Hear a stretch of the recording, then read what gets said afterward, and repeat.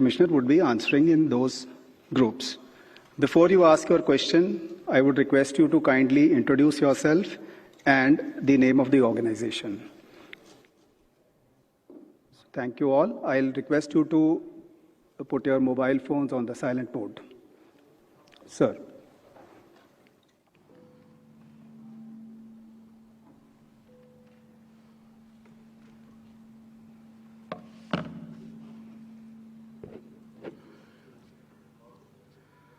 Honorable Election Commissioner Dr. Sukhbir Singh Sandhu ji, Honorable Election Commissioner Dr. Vivek Joshi, election commission के वरिष्ठ अधिकारीगण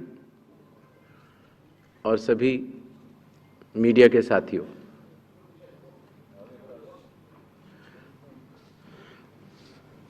आज आप सभी के माध्यम से बिहार विधानसभा के आम चुनाव 2025 की तारीखों की घोषणाएं भी होंगी और इस चुनाव में चुनाव आयोग की जो तैयारियां हैं उसके बारे में भी हम आपको बताएंगे। बिहार की पावन भूमि पर 5 वर्षों के बाद अब विधानसभा के चुनाव का आगमन हो रहा है। जैसा कि आप सबको पता है,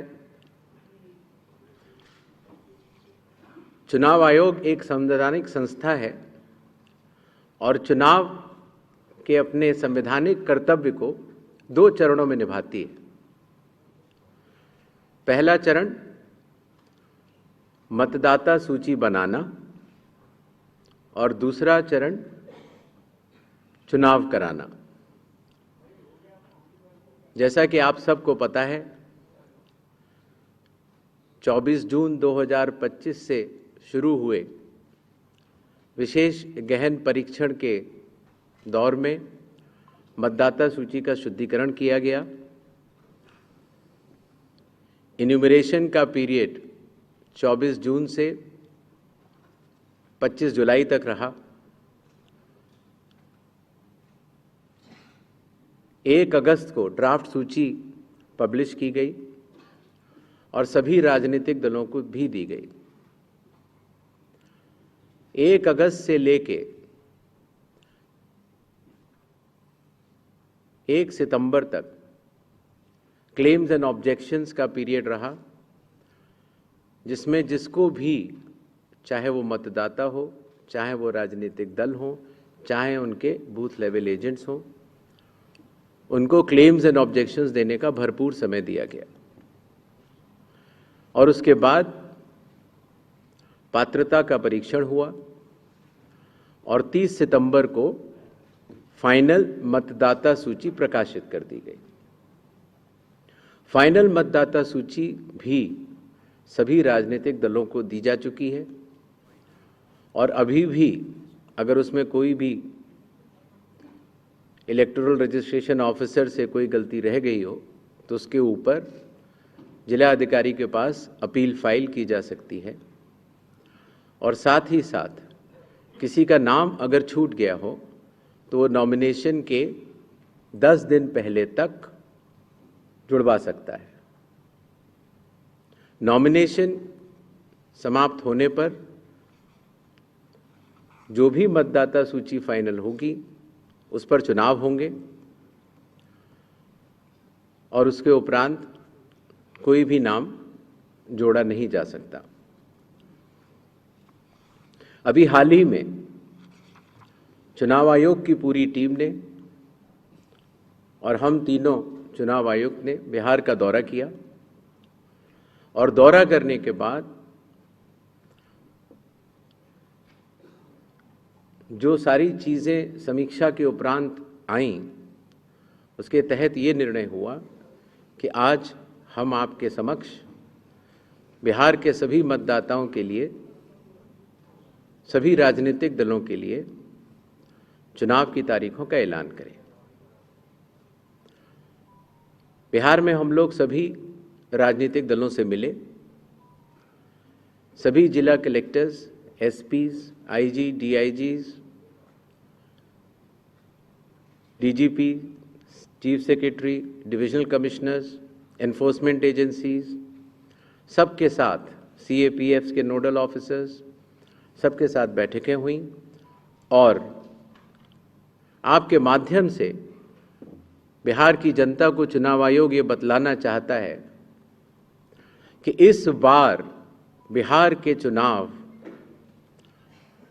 न केवल मतदाताओं के लिए बहुत ही सुगम और सरल होंगे, न केवल पूरी चुनावी मशीनरी तत्परता के साथ मतदाताओं के साथ खड़ी रहेगी, न केवल लॉ एंड ऑर्डर की व्यवस्था पर पूर्ण निगरानी रखी जाएगी, बल्कि शांतिपूर्ण ढंग से, पूर्ण पारदर्शी तरीके से बिहार के होने वाले चुनाव शायद सबसे अच्छे चुनावों के रूप में परिलक्षित होंगे, ऐसी चुनाव आयोग की मंशा है। इसके लिए चुनाव आयोग सभी राजनीतिक दलों का, सभी मतदाताओं का और सभी मीडिया कर्मियों का भी सहयोग अपेक्षित करता है। इसके पहले कि हम तारीखों की तरफ बढ़ें, एक छोटी सी प्रेजेंटेशन है जिससे कि काफ़ी वस्तु स्थिति आप सब लोगों के भी समक्ष आएगी और जनता के भी समक्ष आएगी। Presentation please.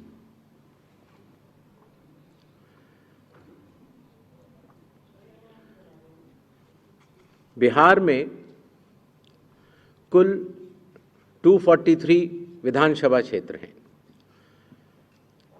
इसमें अनुसूचित जाति के लिए 38 और अनुसूचित जनजाति के लिए 2 रिजर्व्ड हैं। नेक्स्ट। एक ओवरव्यू अगर लिया जाए मतदाताओं का, तो कुल मतदाताओं की संख्या लगभग 7.42 करोड़ है, जिसमें कि मेल 3.92 और फीमेल 3.5 करोड़ हैं। सीनियर सिटीजन्स लगभग 4 लाख हैं। 100 वर्ष की आयु पूर्ण कर चुके मतदाता लगभग 14,000 हैं और फर्स्ट टाइम वोटर्स लगभग 14 लाख हैं। जैसा कि अब आप सबको विदित है, इस बार चुनाव आयोग ने मतदाताओं की सहूलियत के लिए, उनकी सुविधा के लिए हर मतदान केंद्र पर 1200 से ज़्यादा मतदाता न हो, ऐसा लक्ष्य रखा है। इसके चलते पोलिंग स्टेशंस की संख्या में वृद्धि हुई और अब बिहार में 90,712 पोलिंग स्टेशंस हैं। एवरेज वोटर्स पर पोलिंग स्टेशन लगभग 818। वुमेन मैनेज्ड 1044 और मॉडल पुलिस स्टेशन लगभग 1350। हर पोलिंग स्टेशन पर वेबकास्टिंग की व्यवस्था होगी, जिससे चुनावी प्रक्रिया के ऊपर वरिष्ठ अधिकारियों का पूरा निगरानी किया जा सके। बिहार में कुछ इंटरेस्टिंग चीज़ें भी हैं। दियारा रीजन में लगभग जो 250 पोलिंग स्टेशन हैं, वहाँ घोड़े से पेट्रोलिंग होती है और इसी तरीके से लगभग 197 पोलिंग स्टेशंस में नाव के ज़रिए पोलिंग पार्टीज जाती हैं।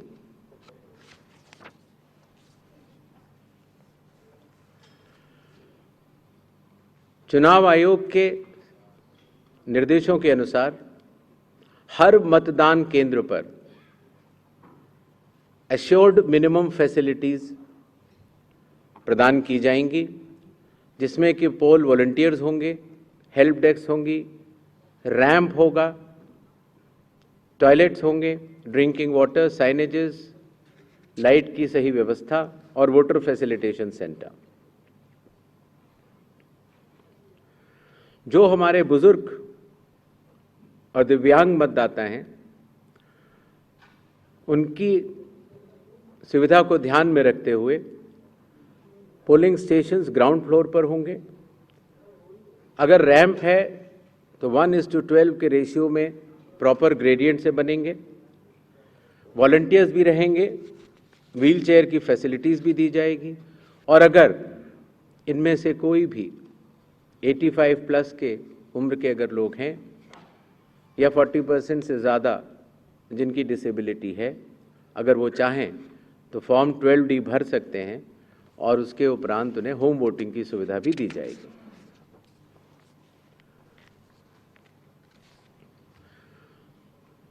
बिहार के दौरे पर चुनाव आयोग ने जिला मजिस्ट्रेट्स को, सुपरिंटेंडेंट्स ऑफ पुलिस को और सभी एनफोर्समेंट एजेंसीज को सख्त निर्देश दिए हैं, zero tolerance to any violence, no scope for any kind of intimidation or threat to voters or candidates. CAPF will be deployed adequately and in advance as a confidence building measure. All officers to act in absolutely impartial way and easily accessible to all the stakeholders. इसके बारे में मैं आपको बाद में भी बताऊंगा। अगर कोई फेक न्यूज़ या मिस इन्फॉर्मेशन होती है, खास तौर से सोशल मीडिया या किसी भी और प्लेटफॉर्म पर, तो उस मिस इन्फॉर्मेशन को काउंटर किया जाएगा और स्ट्रिक्ट विजिल रखी जाएगी सारे चेक पॉइंट्स पर, जिससे कि ड्रग्स, लिकर और कैश का इलीगल ट्रांजैक्शन ना हो पाए।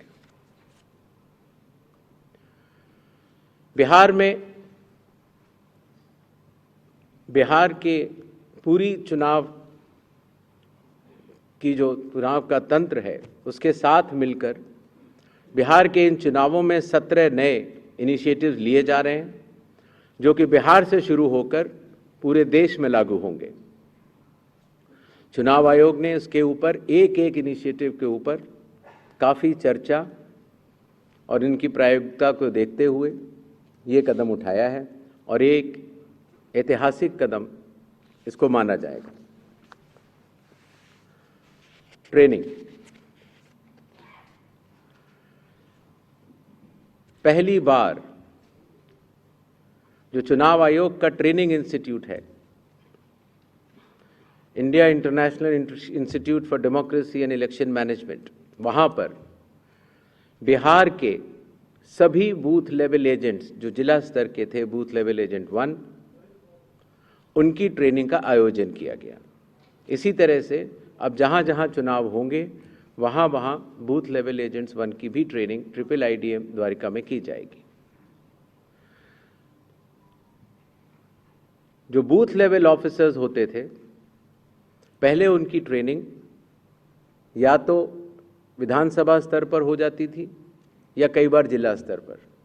तो इस बार हर विधानसभा क्षेत्र के 4 से 5 BLOs को IIIDM में बुलाया गया और उनको चुनावी प्रक्रिया के बारे में अवगत कराया गया, जिससे कि हमें अब जो चुनावी तंत्र है, जो ज़मीनी स्तर का चुनावी तंत्र है, उसमें बहुत ही ज़्यादा बदलाव देखने को मिला।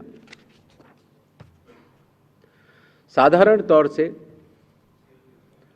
पुलिस ऑफिसर्स की ट्रेनिंग भी जिला स्तर पर या राज्य स्तर पर होती थी, लेकिन चूंकि लॉ एंड ऑर्डर एक सेंसिटिव सब्जेक्ट है और ख़ास तौर से जब CAPF जाती हैं तो जिला पुलिस प्रशासन और CAPF का समन्वय भी बहुत आवश्यक होता है। इसके लिए पहली बार पुलिस ऑफिसर्स की भी IIIDM में ट्रेनिंग की व्यवस्था की गई। ये तीनों